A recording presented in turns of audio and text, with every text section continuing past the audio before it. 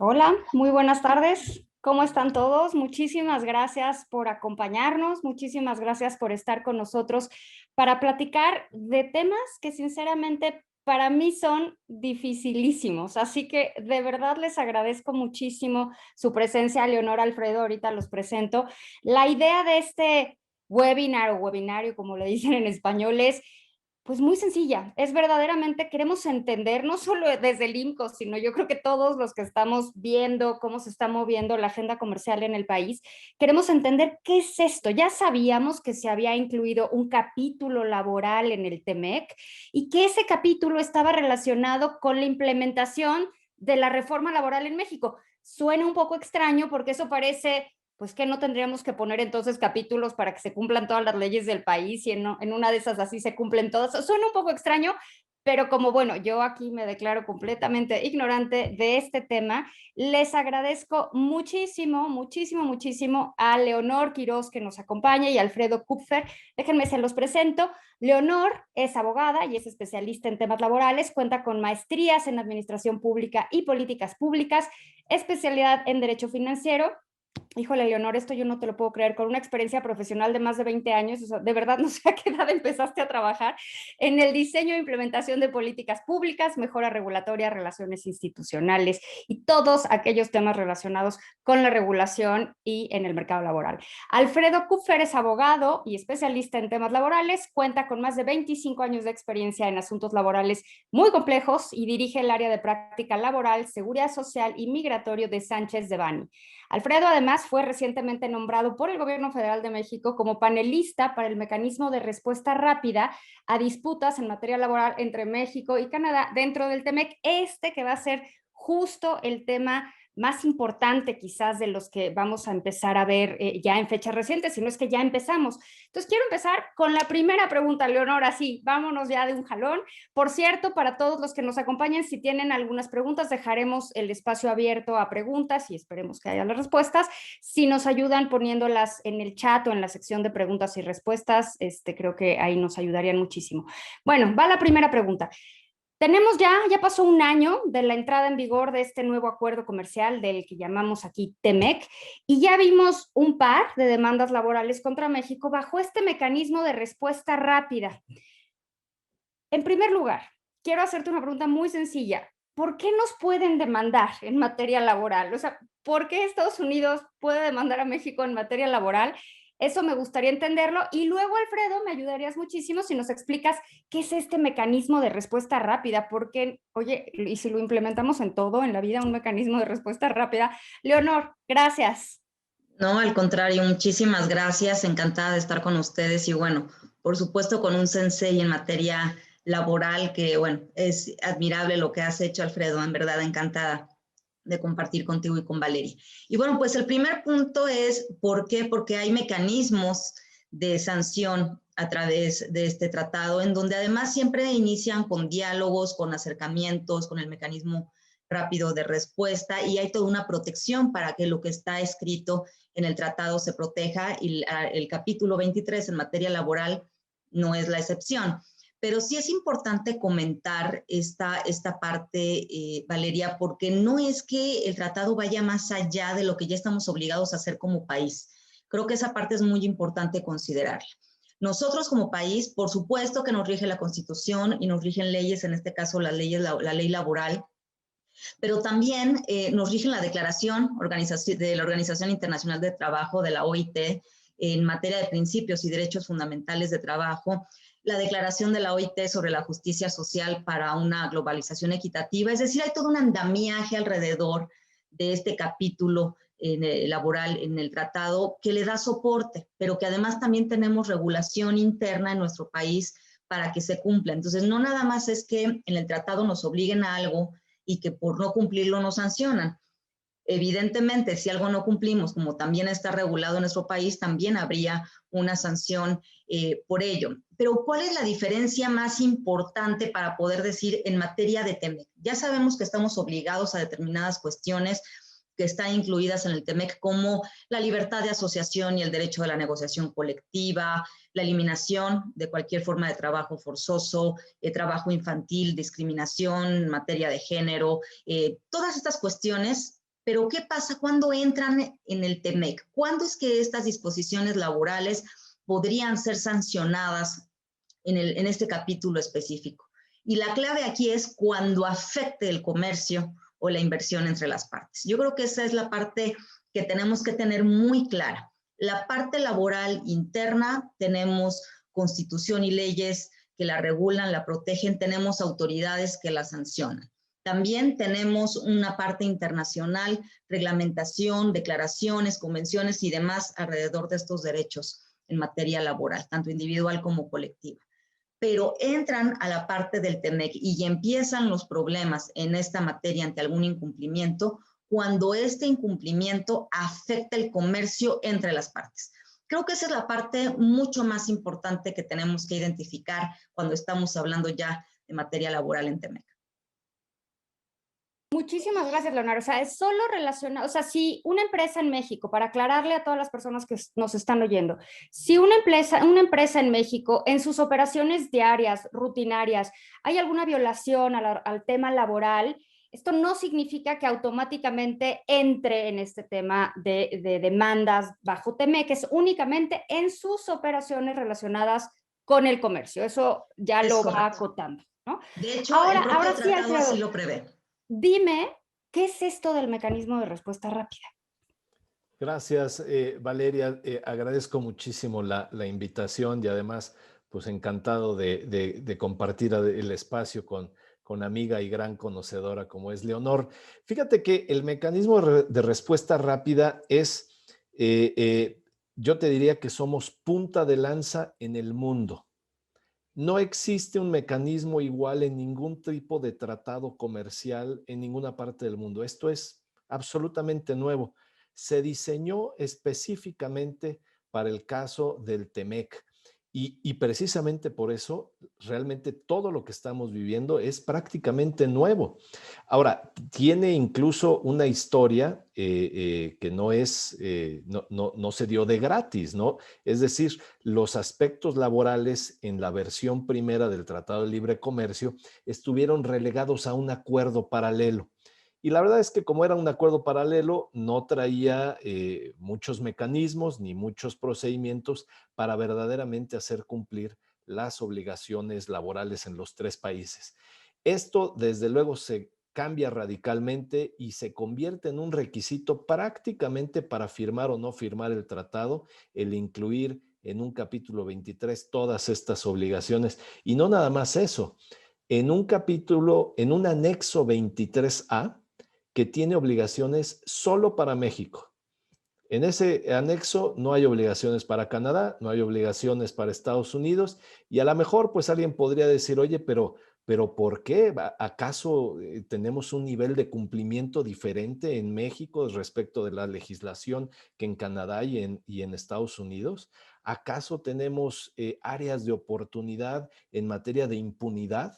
¿No? Y de aplicación de la ley en México a diferencia de nuestros socios comerciales. Y bueno, no quiero responder la pregunta, pero mucho de eso hay precisamente en que tengamos esta marcación personal, específicamente en casos, en aspectos laborales. El mecanismo se crea para tener todavía mucha mayor injerencia en aspectos que los tres socios comerciales han considerado de absoluta importancia. Todas las obligaciones laborales dentro del TEMEC tienen la posibilidad de ser reclamadas a través de un mecanismo de solución de controversias. El capítulo 31 del tratado establece el mecanismo general, pero todavía hay un mecanismo especial que es este mecanismo laboral de respuesta rápida en instalaciones cubiertas que se establece para dos aspectos únicamente. Solamente se pueden atender reclamaciones, en este caso el concepto que se utiliza es denegación de derechos, en materia de libertad de asociación sindical y en materia de negociación colectiva efectiva. Solamente. Todas las demás obligaciones, desde luego, están ahí, son aplicables, son vigentes, son exigibles, pero el mecanismo de respuesta rápida solamente es para estos aspectos que, regreso nuevamente al comentario, Hay aspectos que le interesa mucho a nuestros socios comerciales que se cumplan en México porque probablemente han tenido información o acceso a que no los cumplimos de manera cabal.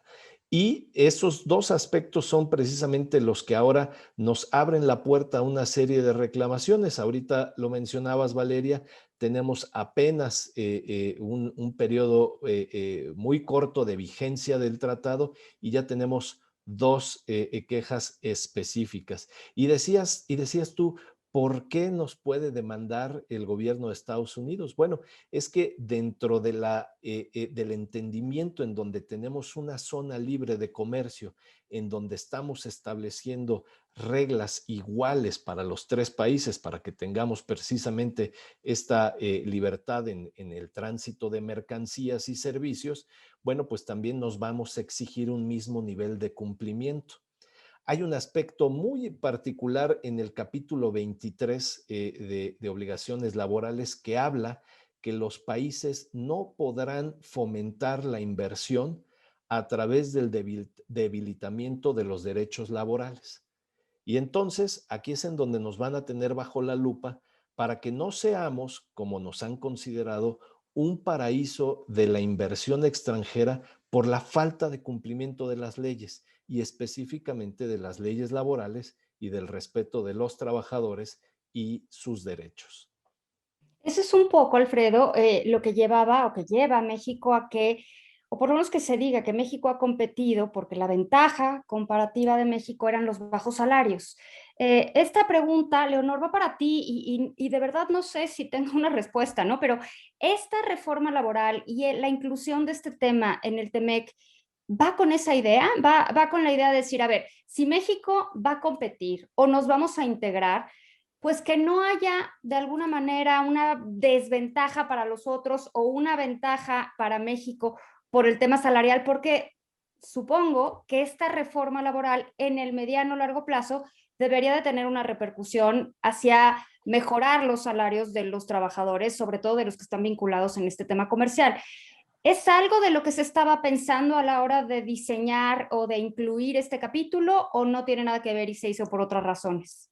No, sí es una de las razones, no diría que es la razón, pero es una de las razones. Por supuesto que una gran parte es el tema de negociación colectiva y la otra, por supuesto, la parte salarial, en donde nuestros dos países, Canadá y Estados Unidos, con los que tenemos esta zona de libre comercio, se consideraba pues una regulación asimétrica, juzgados asimétricos, salarios asimétricos que no les permitían competir en igualdad de circunstancias, y ahí México aceptó esta regulación asimétrica que solo en el anexo es para México. Pero si analizamos este anexo, pues es la reforma del 2019, ¿no? Es eso, es la reforma del 2019 con tribunales independientes.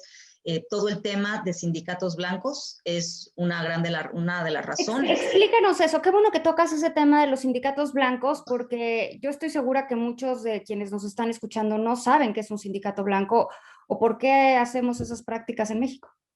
Pues mira, tiene un antecedente histórico y también es por la simetría que tenemos en muchas de las cuestiones de pagos en México, como por ejemplo el PTU, la participación de utilidades. Nace como una respuesta del mercado laboral a poder competir entre las tasas impositivas en México a la inversión, a las utilidades, pero también en cuanto a la parte laboral, específicamente en la participación de utilidades a los colaboradores, pues y también el gran dinamismo y, por qué no hay que decirlo, la politización de los sindicatos en nuestro país en una gran temporada en México. Esta política, hablando en el ambiente político, más los pagos diferenciados versus nuestros competidores, llevaron a las empresas a empezar a diseñar mecanismos como sindicatos de papel. Los sindicatos blancos son aquellos sindicatos que existen, que hay una relación entre una empresa y ese sindicato, esos líderes sindicales, para que sí defiendan a los colaboradores, pero que realmente no reconocen los colaboradores a ese sindicato o no lo eligen, sino que en cierta forma quedan fuera de esa negociación tripartita, y entonces es un acuerdo entre patrón y líderes sindicales para proteger a los trabajadores, pero sin la intervención de los trabajadores. Entonces ahí es en donde se metió de manera mucho más incisiva nuestros dos, tanto Canadá como Estados Unidos, nuestros socios comerciales, para decir no, necesitamos sindicatos que no sean esos sindicatos en papel, que no sean sindicatos blancos, que sean sindicatos que sí conozcan los trabajadores, que los elijan los trabajadores, que elijan a sus representantes los trabajadores, pero que además conozcan el contrato colectivo, conozcan esos derechos independientemente de los que les da la ley laboral y la constitución en el país, todos esos derechos adicionales, prestaciones adicionales a las de ley que usualmente vienen en los contratos colectivos, que también sean del conocimiento de los trabajadores. Entonces, sí diría, para responder en específico la pregunta, que el TEMEC es una gran respuesta a esta parte laboral, tanto al tema salarial por la simetría, como la simetría en la parte sindical de pues la gran cantidad de sindicatos que existían en nuestro país en papel, sindicatos blancos. Gracias, Leonor. Ahora una pregunta, Alfredo. Llama la atención que se haya incluido este capítulo porque, como bien mencionabas, fue como de último momento. Si ya estaban todos casi que con la pluma en la mano y dijeron, espérense, vamos a meter este capítulo a ver si pasa, y pasó, y bueno, ahora tenemos ese capítulo. ¿Puede ser México lo mismo? Porque por ahí se habla de que en Estados Unidos hay incluso una línea abierta donde uno puede denunciar y decir, oye, en México están haciendo esto y están violando la ley y demás. Si México ve que alguna empresa en Estados Unidos, en el mismo contexto que nos explicaba Leonor, o sea, relacionada con el comercio, en el tema del TEMEC, ¿puede México decir, oye, esta empresa que está en, no lo sé, en Iowa, no está cumpliendo sus acuerdos de negociación colectiva? ¿Podemos nosotros hacer lo mismo con Estados Unidos o con Canadá en este caso? Totalmente. Este es un mecanismo que le da acceso a los tres países a el mismo tipo de reclamaciones y a la misma oportunidad de exigir el cumplimiento también en territorio ajeno. Nuevamente, esta es una cuestión de competitividad y de tener las mismas reglas de inversión y las mismas reglas del comercio para los tres países. Incluso lo que algunos pensamos es que a veces nos hace falta probablemente un poco más de infraestructura para tener el conocimiento que tiene, por ejemplo, Estados Unidos respecto a nuestro mercado laboral, para que nosotros lo emulemos allá con esa inteligencia de mercado en Estados Unidos y en Canadá. Hay trabajo de la Secretaría del Trabajo, desde luego, y de la Secretaría de Economía. Lo sabemos, y sabemos que incluso hay programas y hay una investigación muy especial, por ejemplo, con los trabajadores del campo en estados como puede ser California, como puede ser Arizona o Nuevo México. Hay muchas áreas de trabajo en Estados Unidos en donde también tienen sus grandes áreas de oportunidad en esta cuestión de respeto a los derechos de sindicalización y de negociación efectiva. Entonces, tenemos la misma oportunidad de hacerlo. Creo que lo que necesitamos es una mayor infraestructura para también tener un poco de balance, porque creo que es innegable que lo que ha venido trabajando Estados Unidos, y no de años recientes, sino desde hace muchos años, es tener agregados a través de la embajada y a través de distintas misiones diplomáticas que están recabando una serie de información, con lo cual Estados Unidos nos conoce perfectamente en materia laboral. Saben exactamente lo que hacemos, lo que no hacemos, lo que hacemos bien y lo que hacemos no tan bien. Así es que estos mecanismos incluso están iniciados porque no son aspectos que se conocen en este momento. Saben que traemos una tradición de no hacer cumplir cabalmente ciertos aspectos. Como explicaba muy bien Leonor, esto tiene un origen, tiene una razón de por qué es así. No es porque nosotros querramos incumplir, pero ante una situación que no se encontraba ni regulada ni controlada, en donde había extorsión por parte de los sindicatos, tuvieron que surgir los sindicatos blancos, digamos, aquellos sindicatos que en realidad establecían más bien un círculo de protección, y los contratos colectivos que no tienen operación, pero para evitar precisamente esas extorsiones. Desafortunadamente es un caso totalmente simulado. y ahora lo que estamos moviéndonos es hacia la sustancia, hacia el reconocimiento real de los derechos, que además a mí me parece que es lo que necesitábamos y nos va a costar trabajo, pero es lo que nos va a permitir verdaderamente ponernos en una competencia real con negocios en Estados Unidos y Canadá.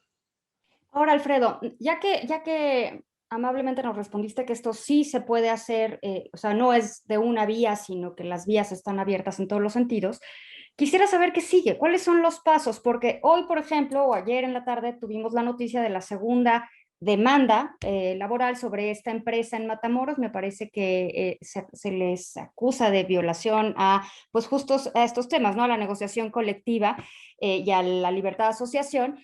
¿Qué sigue? O sea, ¿qué sigue para México? ¿Qué tiene que hacer México? ¿Cómo tiene que responder México? ¿Quién en México? Porque pues luego hablamos de México y a la hora de la hora es México, ¿quién? ¿No? O sea, ¿va a ser un despacho privado? ¿Va a ser un comité? ¿Va a ser la Secretaría de Economía? ¿Quién va a ser quien va a atender lo que se señala en esta demanda? Sí, claro. Mira, efectivamente ya tenemos dos quejas formalmente iniciadas o en camino. La primera queja que inició y de la que supimos es esta empresa en Matamoros. Es una empresa que se le acusa efectivamente de llevar a cabo ciertas acciones para influir en la decisión de los trabajadores para elegir a un sindicato. Se le acusa de que no le han permitido a los trabajadores esta libre elección de un representante colectivo y inició primero con una queja que presentó la agrupación de sindicatos más importante en Estados Unidos y Canadá, que es el AFL-CIO, a través del órgano de comercio de Estados Unidos, el USTR. Y primero analizó Estados Unidos la viabilidad de esa reclamación y eso fue lo que apenas escuchamos el día de ayer o antier, que fue cuando decidieron sí iniciar y ya enviar formalmente la queja al gobierno mexicano, la cual la recibe el gobierno mexicano a través de representación tanto de la Secretaría de Economía como de la Secretaría del Trabajo e inicia un primer periodo de consultas. Hay un periodo de consultas que puede llegar hasta 45 días en los cuales representantes de ambos países, pero también con la representación de la empresa acusada o reclamada, para buscar un plan de remediación. El mecanismo de respuesta rápido está creado para que tenga diversos momentos en los cuales se evite llegar al arbitraje, para que puedan las partes llegar a un acuerdo y a un plan de remediación que le pueda ser satisfactorio al país que inicia la reclamación. Si esto no satisface al país, en este caso Estados Unidos, entonces se llamaría a la formación del panel y a los árbitros que tendrán que venir de cada país y después un árbitro tercero, que es un árbitro internacional, para ya entonces entrar directamente a analizar la posible denegación de derechos.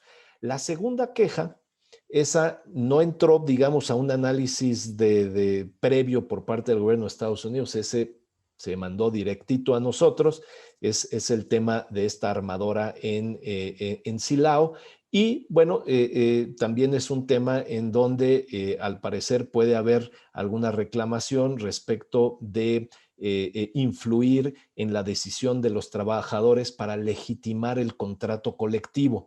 Se lleva a cabo una jornada de votación, pero después hay una destrucción de boletas, no es muy claro ahí lo que sucede, pero derivado de eso se tiene que suspender la votación y entonces por eso es que viene esta reclamación. El interés es no llegar al arbitraje porque desde luego lo que no se quiere llegar es a las sanciones comerciales, se quiere llegar a un acuerdo entre ambos países. Y ya la última pregunta para ti, y ahorita regreso contigo, Leonor. Hay un tema aquí. En primer lugar, ¿cuáles son las sanciones? O sea, vamos a supongo que por lo que me estás explicando, creo que lo puedo entender. Perdón que no use el término legal correcto, pido una disculpa de antemano, pero es una especie de mediación, ¿no? Vamos a ponernos de acuerdo y vamos a acomodar aquí los intereses de las partes para ver si se puede satisfacer y resolver el problema sin llegar a una instancia más complicada, ¿no? Donde posiblemente se abre la puerta a algunas sanciones. ¿Cuáles son esas sanciones? Vamos a suponer que no se resuelve, no se ponen de acuerdo y ahora sí tienes que sancionar. ¿En qué consisten esas sanciones? Sí, Valeria, fíjate, al comentario que hacía yo, aún determinando el panel que sí hubo una denegación de derechos y que entonces solamente falta la imposición de sanciones, todavía queda una oportunidad más en ese momento para presentar otro plan de remediación. Pero suponiendo que no es posible llegar a ese punto de acuerdo, las sanciones puede ser la pérdida de los beneficios arancelarios, que este puede ser un tema importantísimo, puede ser incluso la vida de una de estos centros de trabajo en México, la imposición de sanciones sobre productos o servicios, lo cual puede ser la suspensión en la exportación, puede ser el congelamiento de mercancías en ciertos puntos. Y cuando esto se convierte en una violación repetitiva o por la gravedad de la violación, puede llegar a ser la prohibición total de la comercialización de los productos y servicios en nuestra zona. Muchísimas gracias. Creo que ya empiezan a quedarme un poquito más claras las cosas. Leonor, ni creas, esta pregunta es la complicada. Cuando salió este tema de la reforma laboral, yo recuerdo en algún momento haber escuchado y haber leído pues cuestiones negativas, cuestiones así como esto va a encarecer el trabajo en México, va a generar desempleo, esto va a ser un problemón, nos va a costar trabajo adaptarnos. Y bueno, por lo que yo estoy oyendo de ustedes, pues esto suena que es benéfico para los trabajadores mexicanos, ¿no? A lo mejor hay algo que no estoy viendo, pero me gustaría saber tu lectura sobre este tema, porque sí recuerdo que en aquel momento era un poco escandaloso, ¿no? Y quizás, no lo sé, quizás el tiempo lo que hace es acomodar las cosas y en ese momento se veía como un cambio muy abrupto, pero quizás se necesitaba un cambio muy abrupto. No sé cómo lo veas. Bueno, definitivamente los derechos de los trabajadores no tendría un tratado que venir a imponerte, ¿no? Que los respetes como Estado o como empresa. Para eso tendría que haber un simple respeto a la legalidad de nuestro país y atenderse. Aquí simplemente es un tema que puede impactar en el comercio internacional y que un abuso de las figuras, de los mecanismos rápidos de respuestas o de estos temas ya inclusive de conciliación sean abusados. Yo creo que el miedo, más allá de lo que contempla en su texto el tratado, en este capítulo 23, que insisto, tiene un andamiaje internacional y nacional, el miedo a encarecer o el miedo a enfrentarse es en la ejecución, no en el texto, sino en la ejecución. Y yo creo que hoy estamos viendo ya la ejecución de esta parte del tratado, ¿no? Cuando sindicatos de otros países acusan a sindicatos o a empresas mexicanas y tienen que intervenir los gobiernos de los estados parte para decir si sí o si no. Yo creo que ahí es en donde están, como dice, el diablo está en los detalles, pues aquí en la implementación va a estar el diablo, porque efectivamente, y hay que reconocerlo, también pueden ser mal utilizados estos mecanismos con un fin anticompetitivo. Y aquí es en donde creo que impactaría en el comercio internacional. Si se abusan de estas figuras y de estos mecanismos, desde lo que vienen en el propio tratado, las comunicaciones informales, las comunicaciones formales, estas que nos comenta Alfredo, si se abusa de ellas, vamos a suponer por una disputa entre sindicatos de otros países y sindicatos mexicanos, ahí es en donde estaríamos en problemas y no nada más las empresas, sino también los trabajadores y también los gobiernos de esos países. Entonces yo creo que aquí el principal temor no es que el tratado encarece la operación y nos va a provocar un daño. Es benéfico que se protejan siempre los derechos de los trabajadores nacional e internacionalmente. Lo que no es benéfico es que en la implementación algo nos salga mal y la primera cosa que quería yo anotar es esta cuestión, el abuso de estos mecanismos. Pero el segundo tema es la infraestructura para operar la reforma. En el 2019, por supuesto, el Centro de Conciliación, los juzgados especializados en esta materia, se requiere una infraestructura y se requieren recursos para ello. Ya anunciaba ayer la vicepresidenta de Estados Unidos, Kamala Harris, este apoyo, esta cooperación que también en el tratado viene incluida esta posibilidad de cooperación. ¿Por qué? Porque se requieren también recursos y en el propio tratado se establece que la carencia de recursos no será una causal para que te puedas justificar al no cumplimiento.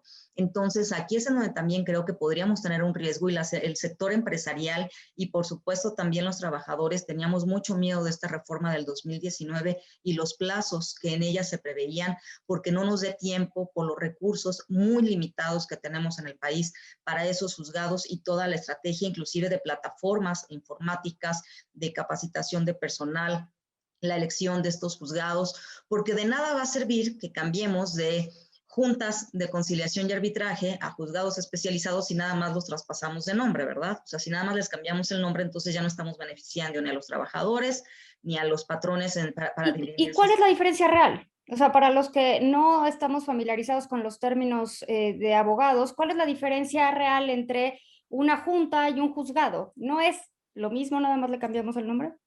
No, gracias a Dios. Esperemos que la implementación, quiero regresar, rebobino. Espero que no sea lo mismo en la implementación, sí, exacto. pero aquí nos estamos yendo al Poder Judicial y creo que ese es el cambio más importante que hay que destacar. Es un poder independiente, no es el ámbito administrativo del Ejecutivo, ni es tripartito esta parte de que el que decide es en el ámbito administrativo, insisto, ¿no? Ya nos estamos yendo al ámbito judicial, en donde un juez preparado, en donde esperamos que sea muy estricta la selección de estos jueces. Por supuesto que la justicia laboral tendría que mejorar.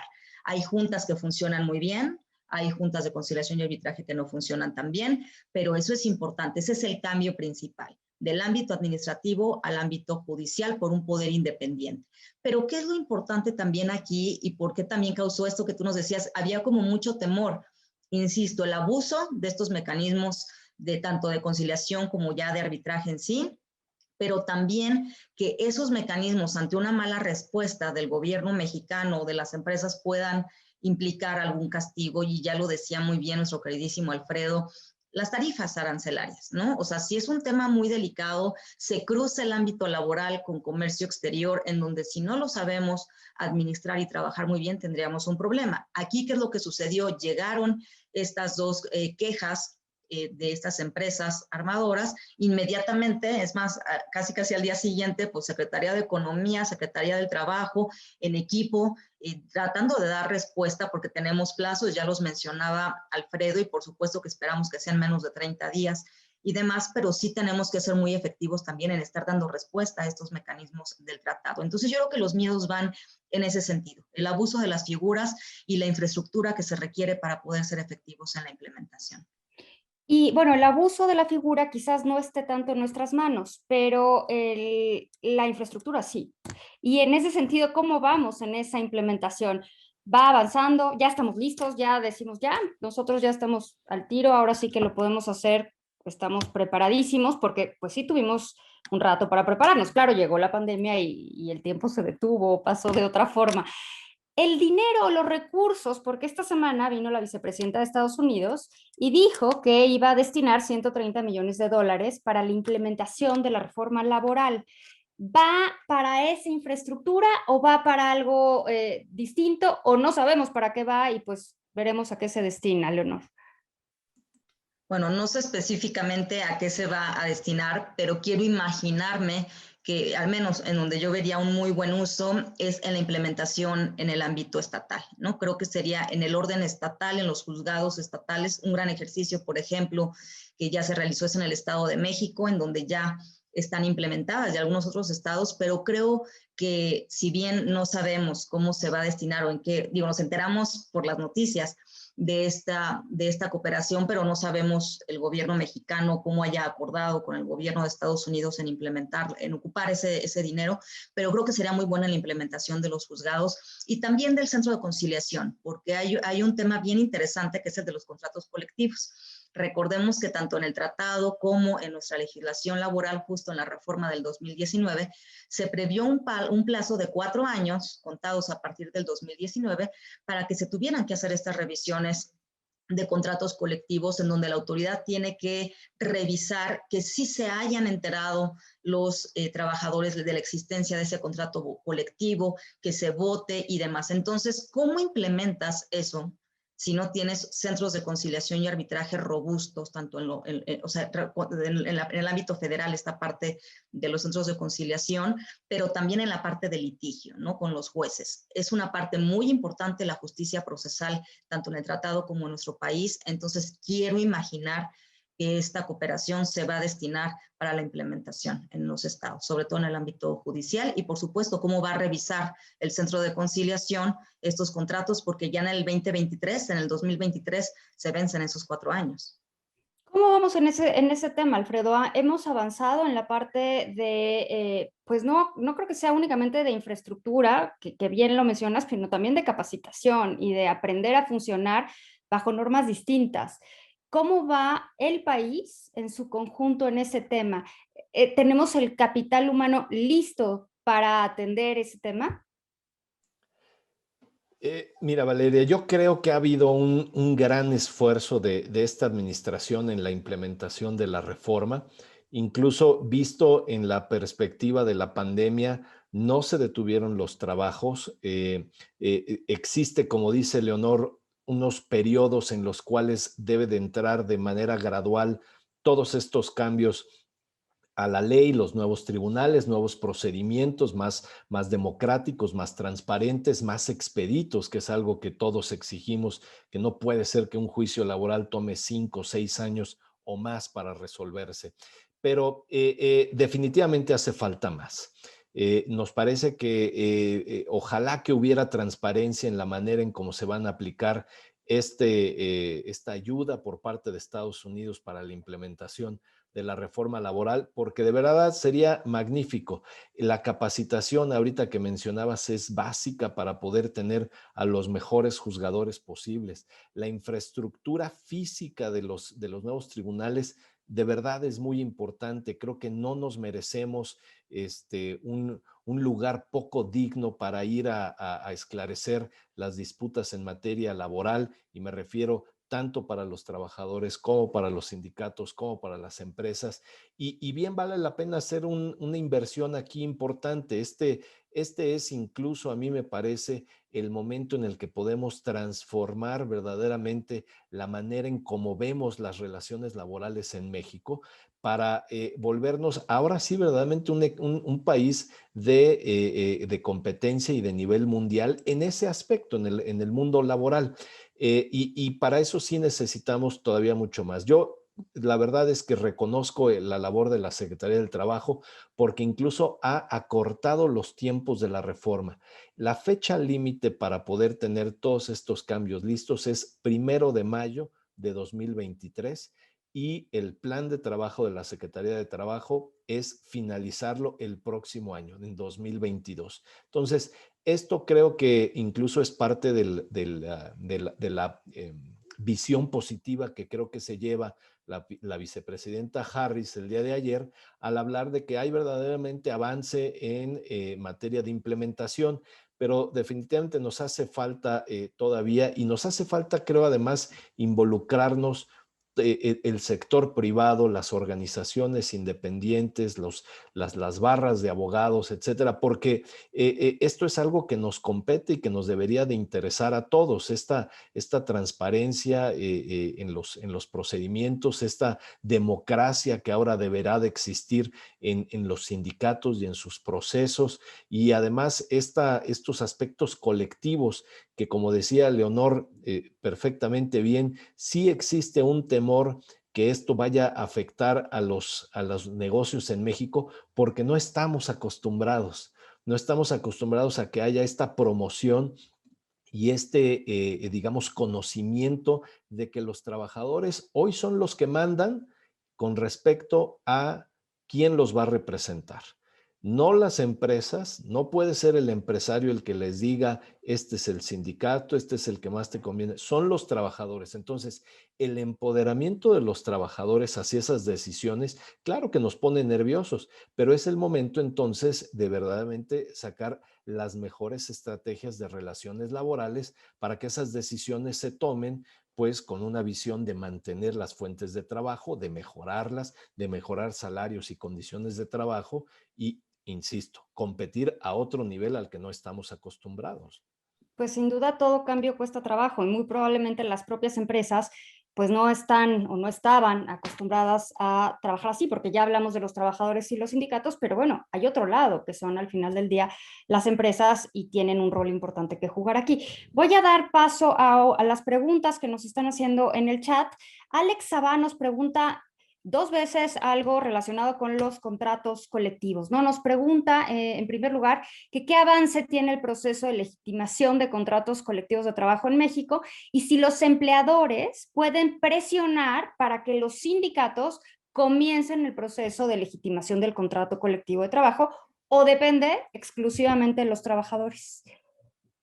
Pues aquí si Leonor. quieren la contesto. Bueno, tenemos un plazo todavía de 4 años, que creo que eso es importante contados a partir del 2019. Es decir, en el 2023, todos los contratos que ya existían previo a la reforma deben de revisarse, pero los nuevos contratos colectivos a partir de la reforma ya tendrían que haber cumplido con toda esta parte de legitimación y demás. ¿Qué es importante considerar? Que los contratos colectivos no hay negociaciones entre patrón y trabajador cada 4 años. Entonces, ¿qué es lo que sucede? Que cuando a la empresa le toca su negociación de contrato colectivo con los líderes sindicales y los trabajadores, ahí es el momento durante estos 4 años en donde se tiene que hacer todas estas adecuaciones. Entonces, no es que exista una fecha específica o un momento específico, para cada empresa es distinta. De manera bianual van revisando sus contratos y mientras no llegue a la guillotina, que es el 2023, sin que hayas revisado tu contrato colectivo bajo estas nuevas normas, entonces estarás del otro lado, ¿no? Pero ¿qué sucede? Que en el 2024 la autoridad es la que tendría que empezar a involucrarse y exigir y pedir, y ahí sí ya es una intervención directa del Estado a través de, por supuesto, las autoridades laborales, para ver qué pasó con ese contrato colectivo y por qué no se revisó en esos 4 años. Insisto, para cada empresa va a ser distinta, dependiendo de la negociación con sus sindicatos, porque a cada uno le llega en diferente momento el contrato colectivo. Pero en 4 años estoy segura que el 100% se habrán revisado justo en estas renegociaciones que se hacen de manera periódica. Gracias, Leonor. Carlos Love nos hace una pregunta que además Carlos le agradezco porque siempre se conecta a los eventos del IMCO, o sea que tengo que hacerle su porra. Nos pregunta que cuáles son las implicaciones de las operaciones en el día a día de las empresas cuando hay una demanda. ¿Siguen las cosas como siempre o se tiene que detener algo o cambia la operación o como si no pasara nada hasta que sigue? ¿Cuál es la ruta de las demandas? Nos pregunta Carlos. Sí, gracias. No, las empresas continúan operando normalmente. No hay una suspensión, no hay, digamos, algún tipo de embargo a las operaciones. Lo único que sucede es que, como decía yo, hay una primera etapa de consulta. Después hay una etapa en donde hay una posible revisión de un plan de remediación. Si no fuera posible, entra en funciones el panel y hay un aspecto bien importante cuando el panel entra en funciones, porque también va a tener un tiempo límite para poder resolver las cosas, pero si los panelistas lo consideran necesario, pueden solicitar una revisión in situ. Lo que quiere decir que es trasladarse a la empresa y ahí recabar información, entrevistas, una verdadera investigación. Esto no quiere decir que vaya a detener la operación de la empresa, pero bueno, ya se podrán imaginar lo que a lo mejor sí va a implicar el llevar a cabo todo este aparato de investigación al centro de trabajo, lo que podría generar en términos de confianza con clientes, comunicación con trabajadores, proveedores. Es decir, no es desde luego un escenario ideal. Y solamente vendría la afectación a la operación, pues en el momento en que se determinara la denegación de derechos y se turnara al país la imposición de la sanción, que esto es importante. El panel puede sugerir las medidas a seguir ante la denegación de derechos, pero va a ser el país reclamante el que imponga la sanción. A ver, Blanca Juárez nos hace una pregunta que está muy relacionada con lo que comentabas, Leonor, que nos dice Blanca, se ha mencionado la posibilidad de que se abuse de los mecanismos de queja en el TEMEC. La pregunta creo que es difícil porque vas a tener que sacar una bola de cristal, pero nos dice, ¿quiénes creen que podrían abusar de estos procesos? Y aquí yo voy a meter aquí mi cuchara. ¿Pueden usarse estos procesos o estas quejas como pretexto para simular, más bien para aplicar proteccionismo, para tener alguna política proteccionista atrás o alguna idea proteccionista atrás? Bueno, empezando por la última parte de la respuesta, se me antoja muy difícil que los tres países estén pensando en proteccionismo al momento de hacer la negociación. Sinceramente, no creo que sea un tema de esa magnitud.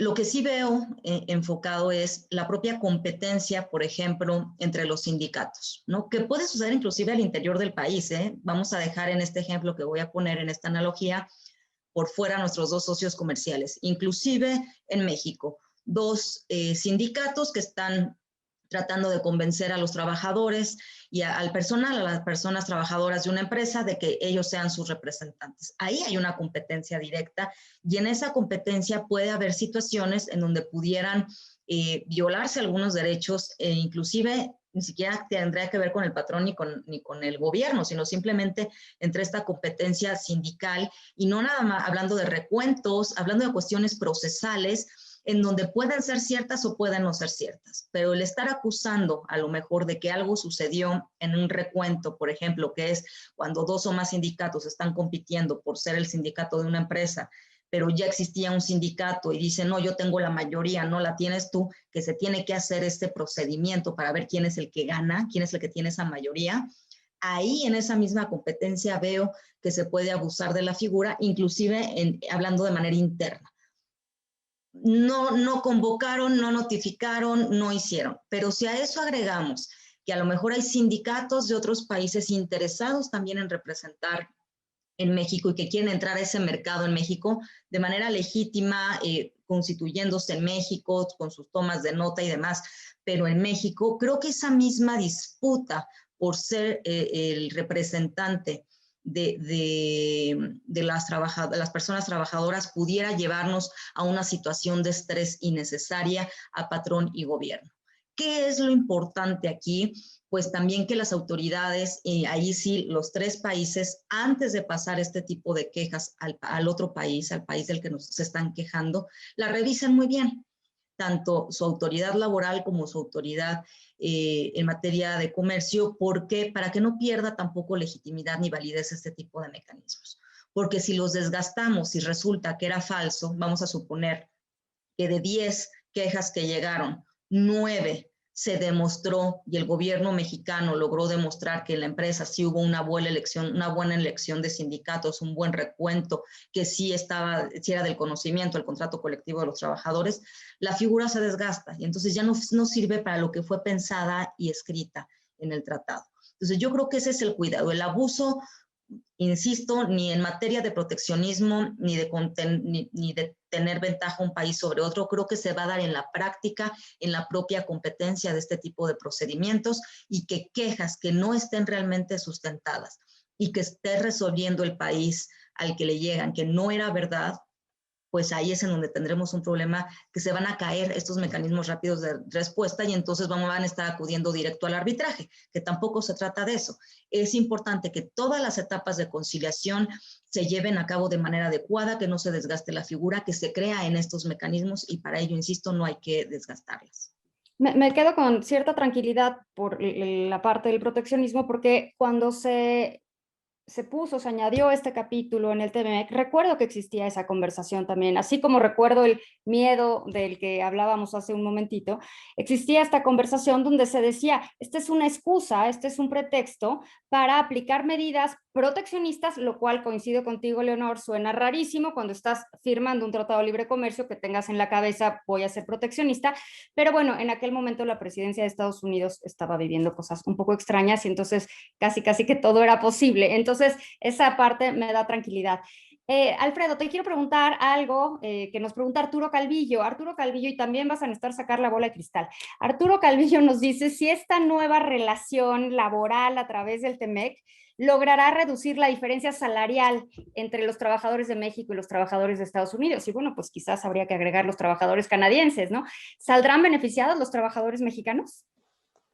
Yo creo que sí, Valeria. Yo creo que no va a ser un factor único el TEMEC. Yo creo que vamos a encontrar una combinación de varios aspectos en donde yo creo que sí debe de venir una mejoría en las condiciones de trabajo en general de los trabajadores en México. Es decir, el TEMEC trata de poner condiciones para que se den finalmente esas condiciones mejores, porque precisamente la competencia eso nos pide, que no seamos nosotros un paraíso también de salarios bajos y de costos laborales bajos, sino que podamos tener lo más balanceado que se pueda ese aspecto. Pero también tenemos que reconocer que estamos en una administración que también está poniendo un foco importante en eso. Los recientes incrementos al salario mínimo han sido los más altos que han existido desde las épocas de los 80s, donde teníamos las espirales inflacionarias y en donde, bueno, pues el manejo de la economía ha permitido aumentos del 20% o más al salario mínimo y esto necesariamente genera un efecto faro, es decir, el resto de los salarios que son superiores al salario mínimo, no aumentan desde luego en 20%, pero empiezan a ver esa dirección y empiezan a moverse hacia mejores salarios. Solamente hay un aspecto en el TEMEC que pudiera empezar a poner un poco más de presión para mejores salarios, específicamente en el sector automotriz, en donde hay un concepto que se llama el contenido de valor laboral, por el cual armadoras de coches y de camiones en la región van a tener que acreditar que un cierto porcentaje del automóvil o del camión se realiza en plantas en donde se están pagando salarios de un cierto nivel, $16 la hora. Claro, para México es imposible de la noche a la mañana pasar a esos salarios, pero creemos que esto está pensado para que de forma gradual vayamos avanzando en ese sentido y vayamos, insisto, no dirigiendo nuestros esfuerzos hacia la atracción de inversión por tener salarios bajos, sino por tener mano de obra calificada, súper infraestructura, aspectos de logística hacia el mercado número uno del mundo, que es Estados Unidos y la región entera, ¿no? Pues suena que esto puede ser muy benéfico para los trabajadores, quizás no en el primer momento, pero con el paso del tiempo, me parece, tengo la impresión que nos estamos moviendo en la dirección correcta, sobre todo si queremos ser un país competitivo más allá del tema salarial, que sinceramente creo que lo somos, pero no deberíamos de tener además ese componente de tanta diferencia salarial entre socios comerciales. Ahora, nos hace Blanca Juárez una pregunta, a ver quién de ustedes se anima a contestarla. Blanca nos dice, la primera solicitud de queja vía TEMEC la presentaron jornaleras mexicanas. Por lo que explican, no entra en el mecanismo de respuesta rápida, pues es contra las políticas de gobierno de Estados Unidos. ¿Cómo sería el proceso para resolver este caso?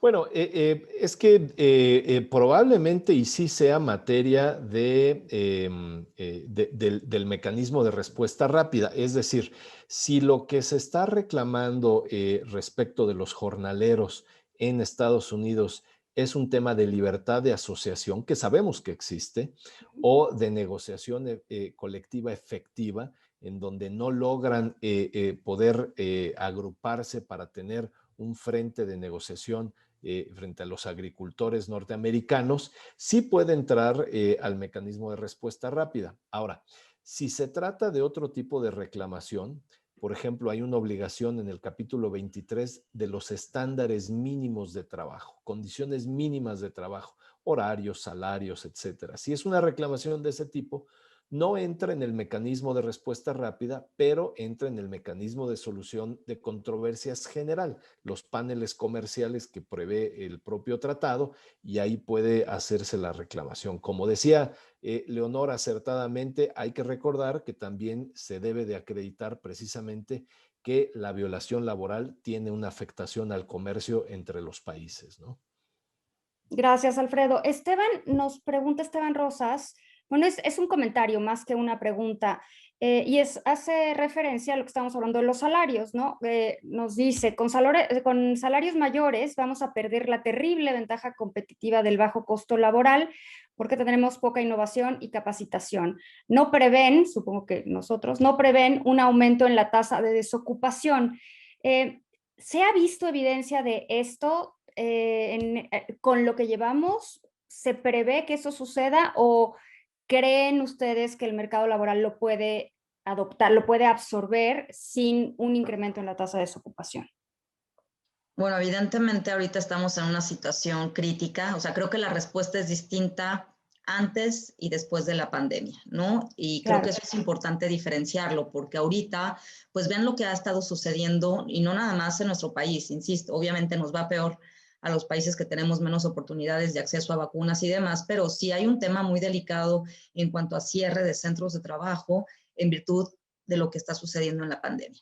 Pero si habláramos, insisto, fuera de pandemia, que ahorita sería muy complicado, considero, para cualquier país, un aumento generalizado de salario, creo que hay también que reconocer que previo a la pandemia, y me voy ahí al pasado, se ha estado aumentando de manera paulatina el salario mínimo. Y esto es importante reconocerlo porque en las negociaciones existe una comisión especial para deliberar de manera tripartita este salario, que es la Comisión de Salarios Mínimos, y ahí de manera tripartita se ha estado estableciendo un aumento, y sí ha habido un aumento considerable también, y hay que reconocerlo, en virtud de las presiones que hemos recibido en el ámbito internacional para hacer que no sea una barrera, ¿no? de competencia.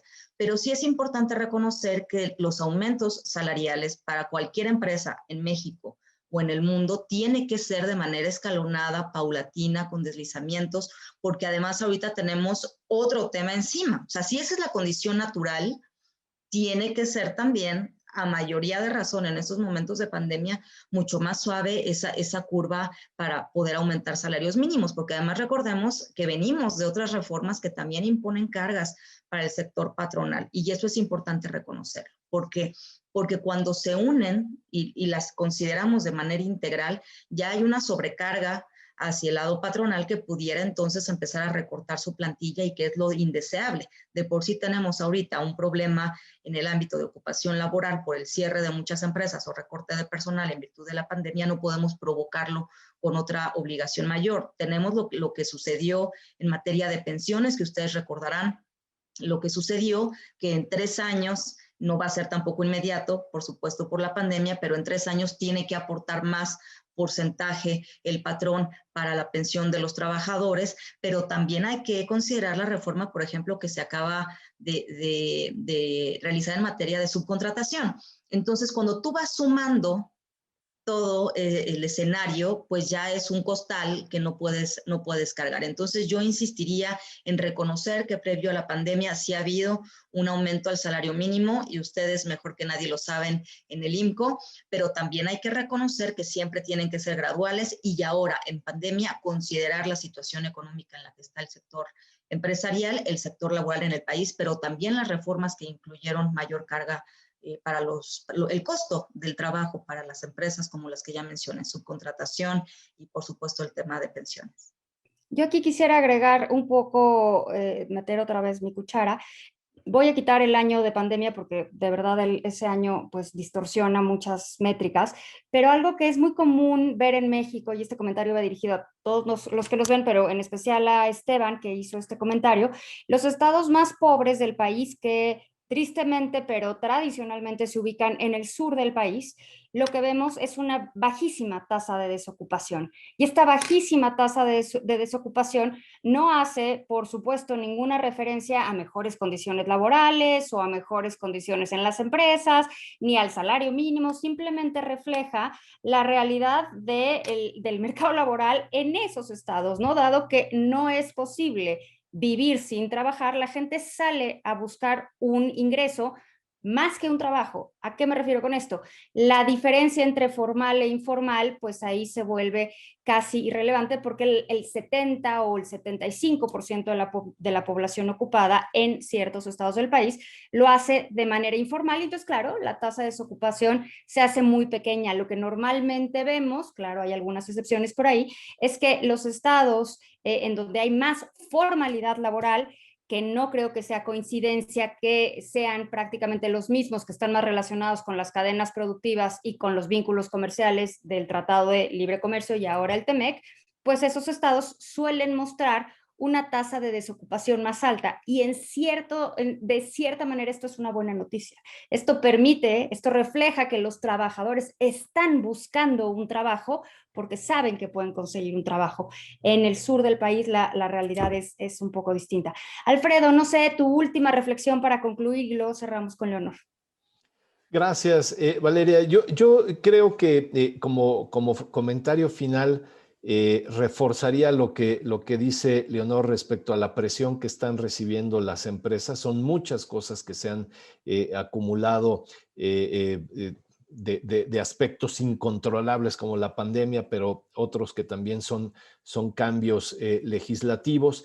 Pero yo también confío en que México está en la vía también de hacer cambios importantes, inclusive en sus modelos económicos, como para que ya no seamos, digamos, la gran fábrica del mundo y nos movamos hacia empleos de mayor sofisticación, de mayor especialización y que tengamos aquí centros de investigación y de ingeniería y de procesamiento de datos y que tengamos inversiones en esos lados. En ocasiones encontramos señales encontradas de hacia dónde nos dirigimos, pero me parece que el tratado va a ser definitivamente un motor que nos tiene que llevar a ese cambio de paradigma respecto de ser un país de trabajadores a ser un país de emprendedores, de negocios y de oportunidades. Gracias, Muchísimas Alfredo. gracias. Yo estoy de acuerdo, yo creo que el TEMEC nos brinda una enorme posibilidad como país y si hay en este momento en específico oportunidades de crecimiento para el país, hay que voltear a ver al TEMEC, creo que están contenidas en el tema comercial. Leonor, para cerrar. Pues bueno, hablamos mucho de las obligaciones y consecuencias de incumplimiento en el TEMEC y por supuesto que esto pues va dirigido a las empresas formales, que creo que también es importante cuando hablamos de este tema, pues platicar de qué sucede con todas aquellas empresas que no son inspeccionadas, verificadas, que no tienen acceso a este tipo de mecanismos ni en el ámbito nacional y mucho menos de manera natural en el internacional. Creo que aquí tenemos que hacer un gran esfuerzo, las empresas, por vigilar nuestra cadena productiva, por supuesto la cadena de valor, pero el Estado mexicano necesita y necesitamos todos, tanto para proteger los derechos de las personas trabajadoras como país, como empresas, enfocar también en las malas prácticas en el mercado laboral informal. Ahí hoy tenemos todavía un hueco muy grande en donde no está regulado, en donde no le aplican las mismas obligaciones que aplican a las empresas del sector formal y es muy importante porque es en donde más se violan los derechos laborales de los trabajadores y lo hacen porque no están registrados, porque no son inspeccionados, porque no hay manera de identificar esas vulneraciones. Entonces yo aquí la invitación para cerrar que haría es cualquiera que identifiquemos una violación en materia de derechos humanos, más allá del ámbito laboral, sino en materia de derechos humanos en un centro de trabajo, sea formal o informal, denunciémoslo. Pero cuando sea también en un centro de trabajo informal, exijamos a la autoridad que aplique la ley y proteja los derechos humanos de esas personas trabajadoras en ese centro de trabajo, porque no se vale que por no estar regulados y no estar inspeccionados y no pertenecer al sector formal, esas personas trabajadoras sigan siendo vulneradas. Y aquí dejaría mi comentario. Yo creo que, Leonor, levantas uno de los temas más importantes para el país, que es la parte informal del mercado laboral, que creo que es gigante, ¿no? Es un tema que en México no ha hecho más que crecer a lo largo de los años y ya se ha vuelto pues una especie de papa caliente donde las administraciones se la van pasando de una a otra sin resolver el problema de fondo por la complejidad del tema, ¿no? Sin duda es un tema dificilísimo de resolver. Pues Alfredo, Leonor, de verdad les agradezco muchísimo, nos aclararon muchísimas dudas, por lo menos a mí me aclararon muchísimas dudas, y para poder entender lo que viene, ¿no? Para cuando veamos estas notas de la empresa presentó una queja, la demanda, el mecanismo de defensa rápida, o sea, de respuesta rápida, perdón, que entendamos por dónde va y más o menos prever y para que México pueda estar listo para responder. Pues muchísimas gracias, ojalá que sea la primera de muchas, porque el INPO quiere meterse de lleno al tema comercial y necesitamos de su ayuda. Así que muchísimas gracias al INPO que me ayudó a armar esto, muchísimas gracias al Universal por acompañarnos en esta transmisión, sobre todo gracias a todos los que nos acompañaron y nos escucharon hablar de mercado laboral bajo el marco del TEMEC. Gracias, hasta la próxima.